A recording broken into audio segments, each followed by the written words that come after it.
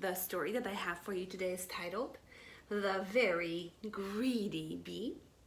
This book was written by Steve Smallman, illustrated by Jack Tickle. The Very Greedy Bee.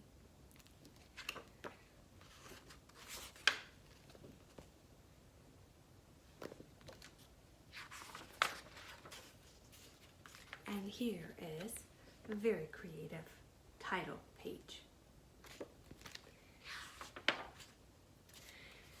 In a busy beehive lived a very greedy bee. All the other bees worked hard making honey and cleaning the hive, but the greedy bee spent all day gobbling pollen and guzzling nectar. Slurp, slurp, burp. Slurp, slurp, burp. The greedy bee wouldn't share his nectar with anyone. He wouldn't even let a tired ladybug sit on his flower. "Find your own flower," he shouted. "This one is mine." Eek! Mine. And when one day the greedy bee found a meadow full of the biggest, juiciest flowers he had ever seen, he decided not to tell anyone. "Yummy," he buzzed.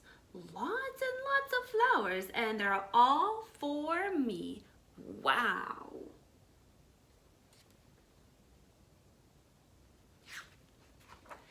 The greedy bee whizzed and buzzed from flower to flower, slurping and burping and growing fatter and fatter and fatter and fatter.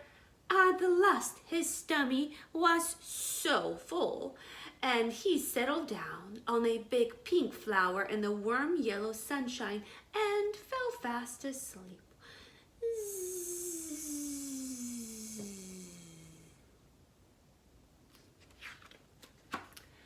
When the greedy bee woke up, it was dark. He tried to fly, but his tummy was so rolly and pulley that, biff, bang, thump, he went down instead of up and crashed biff, bang, thump to the ground.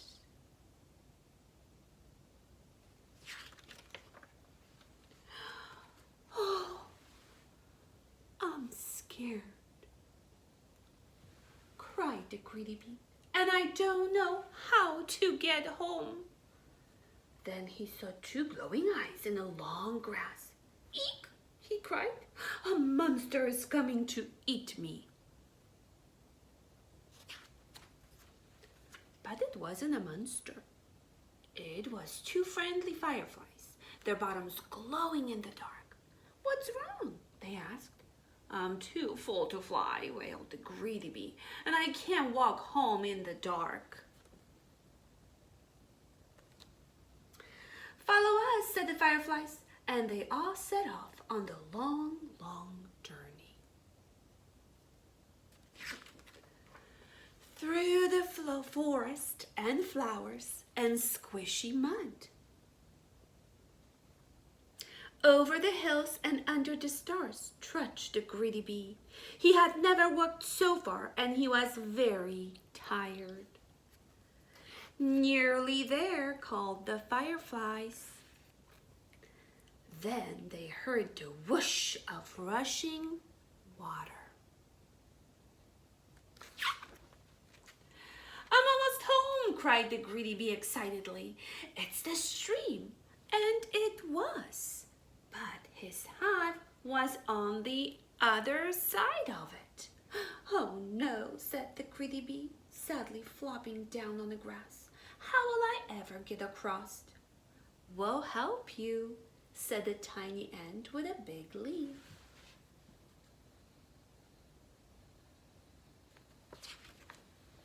The ant and his friends flipped the big leaf into the water. "Jump on," they cried.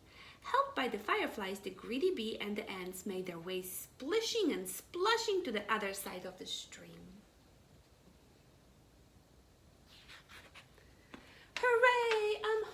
cheered the greedy bee. Where have you been? Asked the other bees. I overslurped, said the greedy bee. I would never have made it home if my new friends hadn't been so kind. Now I'm going to share my best honey with them. Would you like some too? Yes, said the other bees. Let's have a party. Everyone enjoyed a midnight feast of yummy, runny honey, all except for one very sleepy, very happy, but not so greedy bee. Now this is quite silly. This story was very silly, but boys and girls, it makes me think about something. This bee tried to do everything on his own. Now, bees in real life, they work together. They live in a colony, and that's how they are so successful working together. And I can't wait to teach you more about the different jobs that different bees have in the hive.